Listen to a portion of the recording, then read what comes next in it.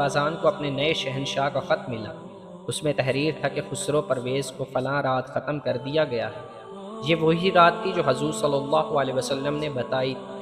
کچھ دنوں بعد باذان کو رسول کریم صلی اللہ علیہ وسلم کا خط ملا کہ وہ اسلام قبول کر لے۔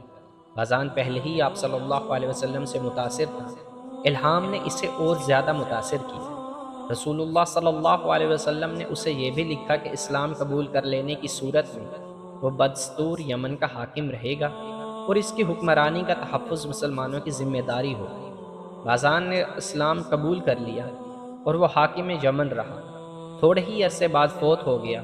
رسول اکرم صلی اللہ علیہ وسلم نے یمن کو کئی حصوں میں تقسیم کر دیا اور ہر حصے کا الگ حاکم مقرر کیا۔ باذان کا بیٹا جس کا نام شہر تھا، رسول کریم صلی اللہ علیہ وسلم نے اسے صنع اور اس کے گرد و نواح کے علاقے کا حاکم بنا دیا۔ یہ خبر اڑی تھی کہ اسود انسی